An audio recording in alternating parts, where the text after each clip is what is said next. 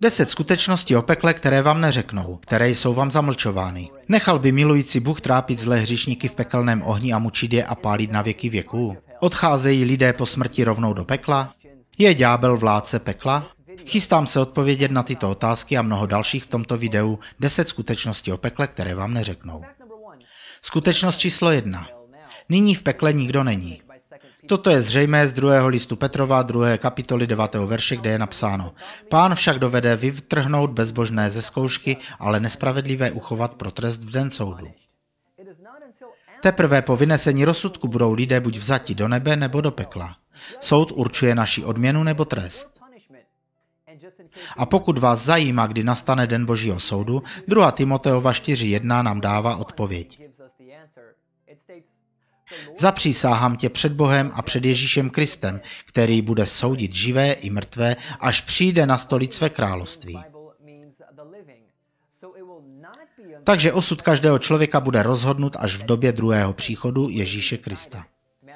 Matouš 13, 40 a 42 to potvrzuje takto. Jako se tedy sbírá koukol a spaluje se v ohni, tak to bude na konci světa. Syn člověka pošle své anděly a ti vyberou z jeho království všechno pohoršující, totiž ty, kdo páchají zlo, a uvrhnou je do ohnivé pece. Představa, že lidé jdou rovnou do pekla nebo do nebe ihned po smrti, je mylná. Toto je vyučováno v mnoha denominacích, ale není to biblické. V tomto případě vás asi napadá, co se tedy stane s člověkem, když zemře. Vznášejí se kolem nás jako duchové a čekají na Boží soud? Vysvětlím to ve skutečnosti číslo 2. Mrtví spí v hrobě. Bible mnohokrát používá slovo spánek při popisu stavu mrtvých. Jedním z příkladů je smrt Lazara v Janovi 11, 11 až 14. Ježíš řekl: Náš přítel Lazar usnul, půjdu ho probudit. Spánek mu prospěje, pane, řekli mu na to učedníci. Ježíš mluvil o jeho smrti, ale oni si mysleli, že mluví o obyčejném spánku. Proto jim Ježíš řekl jasně: Lazar zemřel. Ježíš popsal smrt Lazara jako spánek, zatímco mrtví leží v hrobě, jsou v bezvědomí a neví, co se kolem nich děje. Kazatel 9, 5 až 6 říká: Živí totiž vědí, že zemřou, mrtví nevědí zhola nic a nečeká je žádná odměna, jejich památka je zapomenuta. Jak jejich láska, tak jejich nenávist i jejich horlení dávno zanikly a nikdy se již nebudou podílet na ničem, co se pod sluncem děje.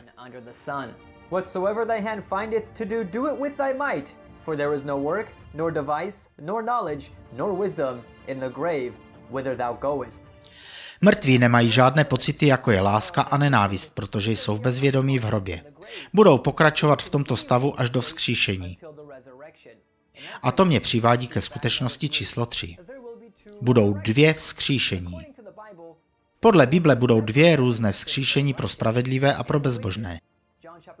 Jan 5.28 říká: Nedivte se tomu, neboť přichází hodina, kdy všichni v hrobech uslyší jeho hlas a vyjdou.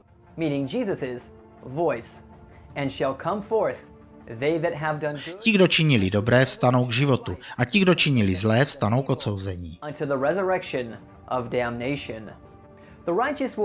Spravedliví budou vzkříšeni k životu a bezbožní budou vzkříšeni k zatracení. A tato 2 vzkříšení dělí od sebe 1000 let.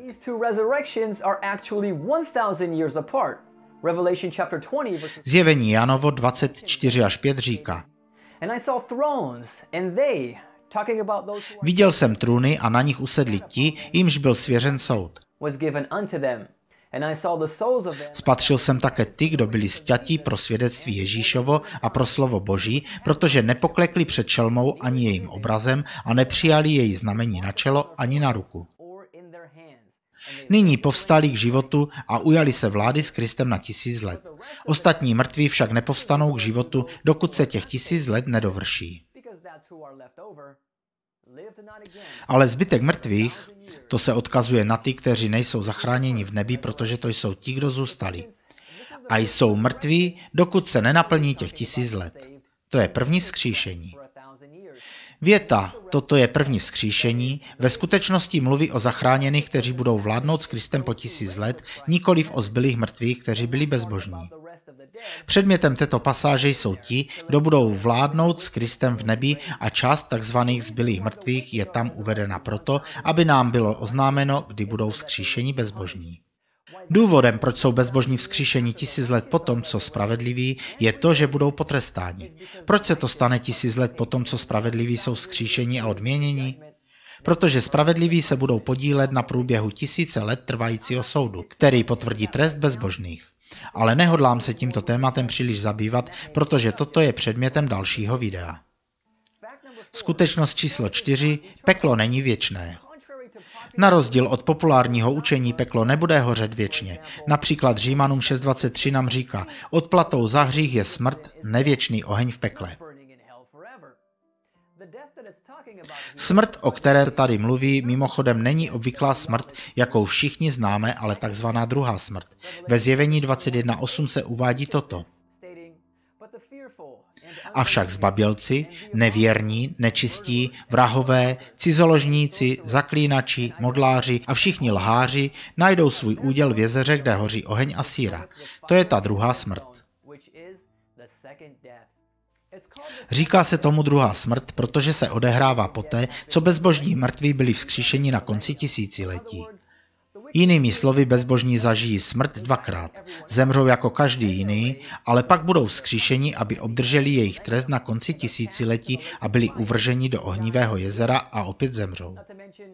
Nehledě na to, že Ježíš Kristus zaplatil cenu za naše hříchy a pokud trestem za naše hříchy mělo být pálení v pekle navždy, proč není Ježíš v ohni teď? To by pak měl hořet po celou věčnost. Ale ne, on zemřel na kříži, abychom už nemuseli zažít druhou smrt. Tento kontrast je také znázorněn u Jana 3.16, jednoho z nejpopulárnějších veršů Bible, a přesto mnoho lidí ho nepostřehne. Tam Bible říká, neboť tak Bůh miloval svět, že dal svého jediného syna, aby žádný, kdo v něho věří, nezahynul, ale měl život věčný. Všimněte si, co se tam říká. Buď zahynou, nebo získají věčný život. Zahynout neznamená hořet v pekle navždy. Dle Google to vlastně znamená zemřít, a to zejména násilným nebo náhlým způsobem. A tady to nekončí. Žálm 37.20 říká, ale bezbožníci zahynou a nepřátelé Hospodinovi se vytratí jako tuk beránů. Vytratí se v dýmu. Toto odkazuje na zapalné oběti ve Starém zákoně. Shořeli na popel a toto je přirovnání ke zničení bezbožných, jelikož bezbožní budou spáleni na popel v pekle.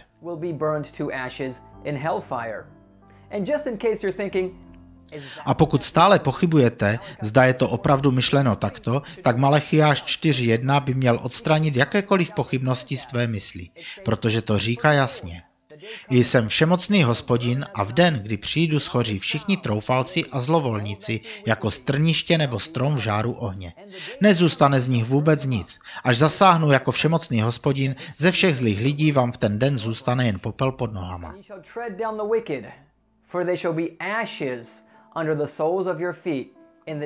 Nemluvě o tom, že pokud bezbožní hoří v pekle věčně, znamenalo by to, že jsou nesmrtelní. Nicméně Bible říká, že jen Bůh má nesmrtelnost v 1. Timoteově 16.16. On jediný je nesmrtelný a přebývá v nepřístupném světle, jeho nikdo z lidí neviděl a nemůže uvidět. Jemu patří čest a věčná moc. 1. Korinským 15.51-53 to říká takto. Hle, odhalím vám tajemství. Ne všichni zemřeme, ale všichni budeme proměněni naráz, v okamžiku, až se naposled ozve polnice. Až zazní, mrtví budou vzkříšeni k nepomíjitelnosti a my živí proměnění. Pomíjitelné tělo musí totiž obléci nepomíjitelnost a smrtelné nesmrtelnost. Další verš, který toto potvrzuje, je v 1. Janově 5.11-12. A to je to svědectví. Bůh nám dal věčný život a ten život je v jeho synu. Kdo má syna, má život. Kdo nemá syna Božího, nemá život.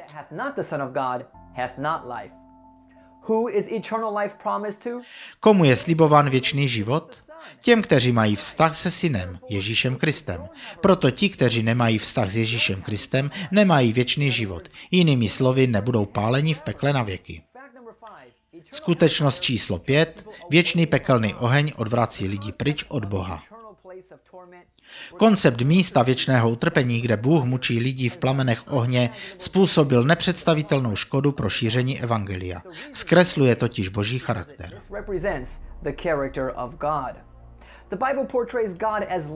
Bible líčí Boha jako milujícího a spravedlivého, ale jak je to možné v případě, že mučí lidi v pekle navždy za hříchy, které spáchali v krátkém životě?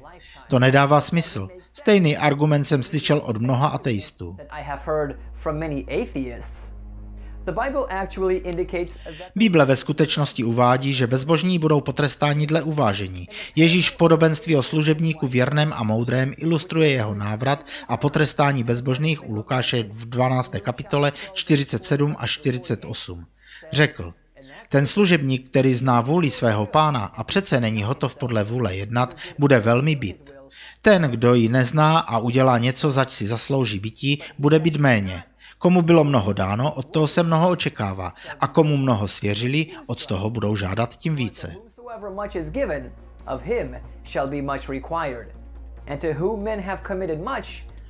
Mluví se zde o bezbožných služebnících, kteří byli biti mnoha nebo jen několika ranami.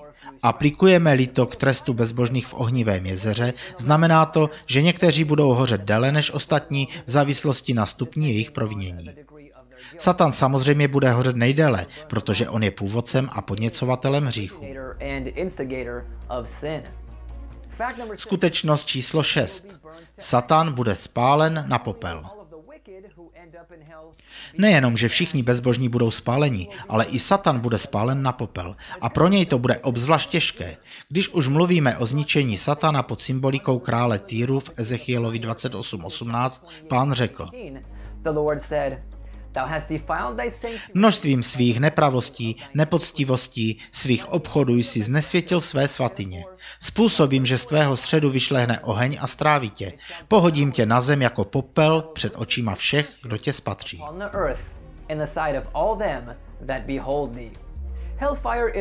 Pekelný oheň je hlavně určen pro zničení ďábla a jeho anděli. V Matouši 25:41 se píše o věčném ohni, který je připraven pro ďábla a jeho anděli.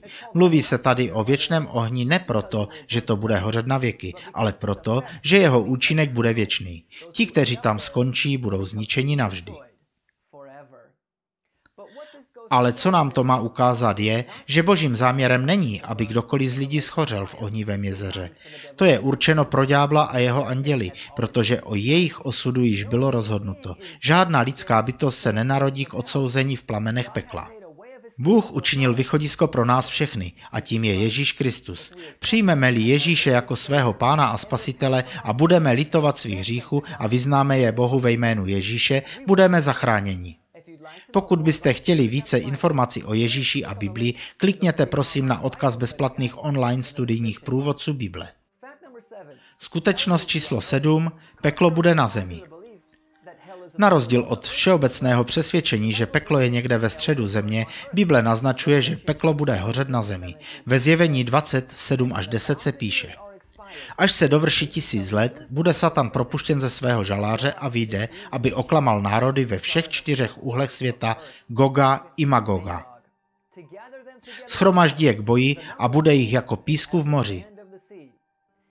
Viděl jsem, jak vystoupili po celé šíři země a obklíčili tábor svatých a město, které miluje Bůh. Ale sestoupil oheň z nebe a pohltil je. Jejich svůdce ďábel byl uvržen do jezera, kde hoří síra a kde je již dravá šelma i falešný prorok.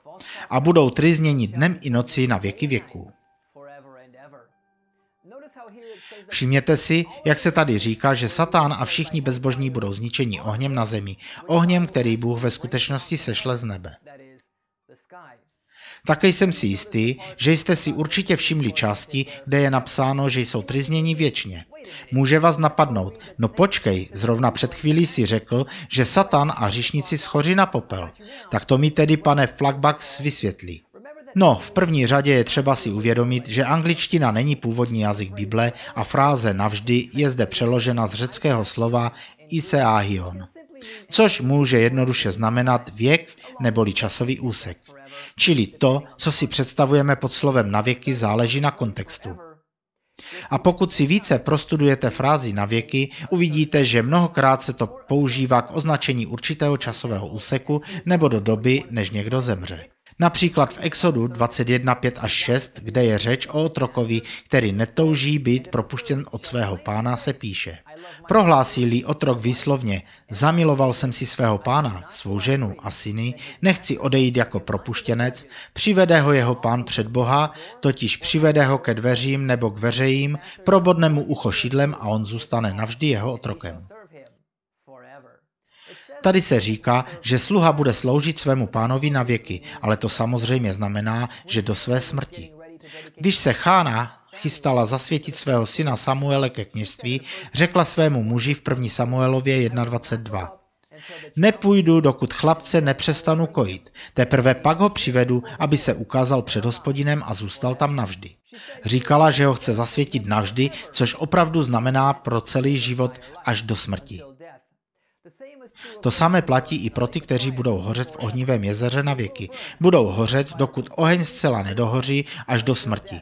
A zřejmě to bude trvat déle než jeden den a noc. Skutečnost číslo 8.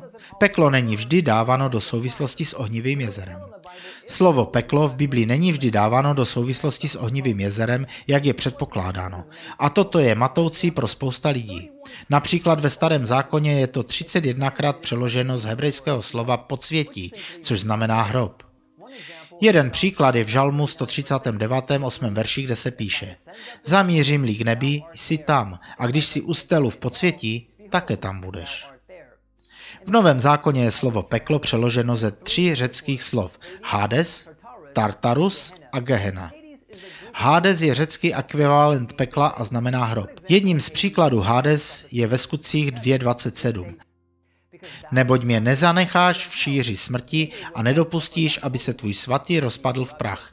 Jedná se o proroctví ve vztahu k Ježíši Kristu, že on, jeho tělo, nezůstane v hrobě k rozkladu, ale místo toho jej Bůh vzkřísí z mrtvých. Gehenna znamená místo pálení a to je často používáno v odkazu na ohnivé jezero, jak lze vidět v Markovi 9:43, který říká: Svádí-li tě tvá ruka k hříchu, utní. Lépe je pro tebe, vejdeš-li do života zmrzačen, než abys šel s oběma rukama do pekla, do ohně neuhasitelného. Mimochodem, oheň neuhasitelný jednoduše znamená, že nikdo jej nemůže uhasit. K tomu dojde samo o sobě poté, jakmile bude dokončeno zničení satana, jeho andělů a zbytku bezbožných. To je podle Izajáše 47:14, který zní: Hle, jsou jako sláma, spálí je na oheň. Ty nevysvobodí z moci plamene ani vlastní život. Nezbude ani žhavé uhlí pro ohřátí, ani oheň, u něhož by bylo možno sedět. Tartarus, poslední slovo, které Nový zákon překládá jako peklo, se vysvětluje jako místo temnoty a je použito v Bibli pouze jednou. V 2. Petrově 2. kapitole 4. verši se říká: Vždyť Bůh neušetřil ani anděli, kteří zhřešili, ale svrhl je do temné propasti podsvětí a dal je střežit, aby byli postaveni před soud.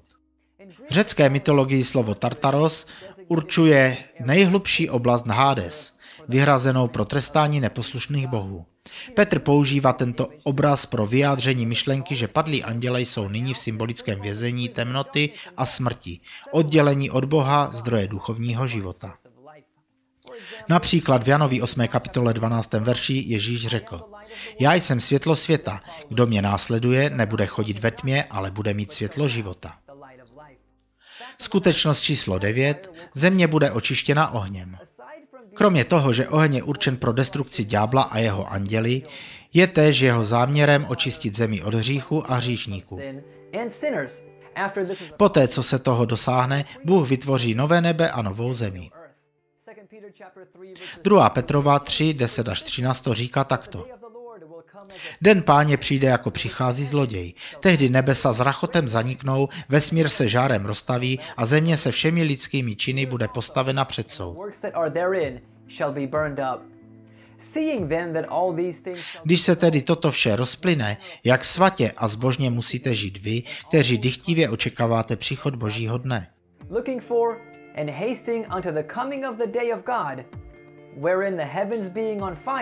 V něm se nebesa roztaví v ohni a živly se rozpustí žárem. Podle jeho slibu čekáme nové nebe a novou zemi, ve kterých přebývá spravedlnost.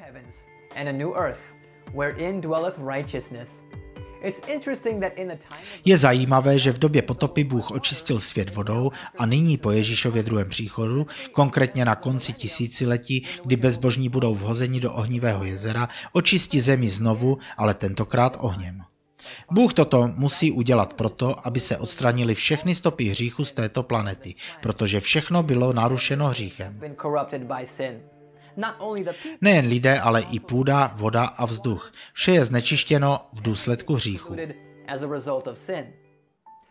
Skutečnost číslo 10. Bůh si nelíbuje v destrukci hříšníků. I přesto, že se Bible zmiňuje, že tam bude ohnivé jezero, kde budou zničeni hříšníci, nelitující svých hříchů, není to něco, v čem má Bůh potěšení. Smrt hříšníků v ohni je nezbytná pro ty, kteří nečinili pokání ze svých hříchů, protože takto vyžaduje Boží spravedlnost. Trestem za porušení desatera Božího zákona je smrt dle Římanům 6. kapitoly 23. verše. Ale zároveň to není něco, k čemu Bůh s potěšením vyhlíží. Bůh není pro pomstu vůči všem, kteří přestoupili jeho zákon. Právě naopak, chce, abychom všichni byli ušetřeni plamenů ohně a to je důvod, proč poslal svého syna Ježíše Krista, aby zemřel na kříži za naše hříchy. On nás tak moc miluje. Nikdo v pekle nehoří nyní. Většina lidí, kteří zemřeli, spí v hrobě a čeká na soud. Oheň bude seslan na konci tisíciletí a všichni padlí andělé a hříšníci, nečinící pokání se spálí na popel v rámci přípravy na nové nebe a novou zemi, které vytvoří Bůh. Toto se stane, protože Boží spravedlnost vyžaduje trest za porušení jeho zákona, ale Bůh si nelibuje ve smrti hříšníků. My všichni jsme jeho děti od stvoření a chce, abychom všichni byli spaseni. To je důvod, proč poslal svého syna Ježíše, aby zemřel na kříži za naše hříchy. Tak moc nás skutečně miluje. Děkuji za sledování. Pokud se vám líbilo toto video, můžete dát like a sdílet. Také děkuji za vaši podporu. Máte-li rádi tento kanál a videa v něm a chtěli byste podpořit tuto službu darem, odkazy na můj účet jsou dole v popisu. Vaše dary opravdu pomáhají. Nezapomeňte se přihlásit, pokud jste tady poprvé, a ujistěte se, že kliknete na ikonu oznámení vedle tlačítka odebírat, takže si nenecháte ujít žádné z mých budoucích videí. Také se můžete podívat na některé z mých dalších videí kliknutím na obrazovce. Mám spoustu dobrých křesťanských videí, o kterých jsem si jist, že se vám budou líbit, pokud se vám toto video líbilo. Bůh vám žehnej. God bless you.